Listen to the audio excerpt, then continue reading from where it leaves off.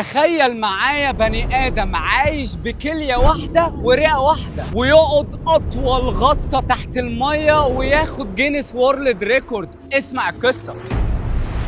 وولاد حافظ في 11/8 سنة 2025، يعني من كام يوم، في مصر القرية الأولمبية تحديدا الإسماعيلية، الوضع متوتر والكل على أعصابه في انتظار البطل ولاء حافظ اللي كان في يوم مدرب مدربين غوص وخرج أجيال، وأنا كنت واحد من الأجيال دي. بس للأسف حادث أليم بيغير مسار حياته، بس ولاء بيثبت ويحيي الأمل في كل واحد فينا، سليم أو ذوي احتياجات خاصة. ويبدأ التحدي، والمفروض كابتن ولاء يقعد 6 ساعات تحت المية. أنجز المهمة في 6 ساعات. أول ساعتين كانوا تمام لحد ما يواجه أول عقبة، وهي الشعور بالبرد. لا يا صديقي، هي مش عقبة واحدة، ده أول 5 ساعات كانت عقبات مميتة. فريق العمل المكون من 21 غواص، من ضمنهم 4 سيدات، وكان بقيادة العميد أحمد رشاد والدكتور المسؤول أشرف صبري، اللي حاولوا يلبسوه بدلة زيادة تحت المية وكانوا مسؤولين عن التغذية كاملة. تخيل معايا صديقي صعوبة الموقف عليه وعلى الفريق. شلل رباعي، فهم حرفيا كانوا بيطلعوه وينزلوه ويساعدوه في الأكل اللي كان بياخده عن طريق سرنجات.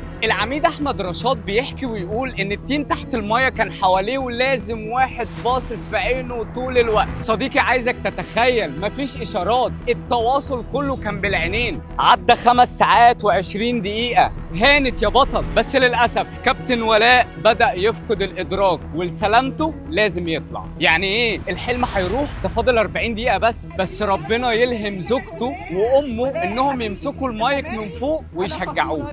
بيك جدا جدا، ويعني مش عارفه اقول لك ايه، انا مستنياك يا حبيبي فوق. كمل يا بطل، امك وزوجتك هم جيشك. معلش يا والدي، انت دايما مظلوم. المعنويات ارتفعت، وفعلا بيكمل ال6 ساعات ويخرج البطل محقق اطول غوصه في العالم، جينيس وورلد ريكورد. كابتن ولاء اثبت لنا قد ايه الاصرار والامل يكسبوا اي شيء. كابتن ولاء زمان كان هيرو في عين ولاده، دلوقتي سوبر هيرو. اقول ايه بس، محتاج حلقات عشان ادي لكل واحد حقه. عرفوا ولادكم مين هو البطل ولاء حافظ. شيروا الفيديو ووصفوا البطل ده بكلمة، وهو هيقرأ كل تعليقاتكم. ودمتم سالمين.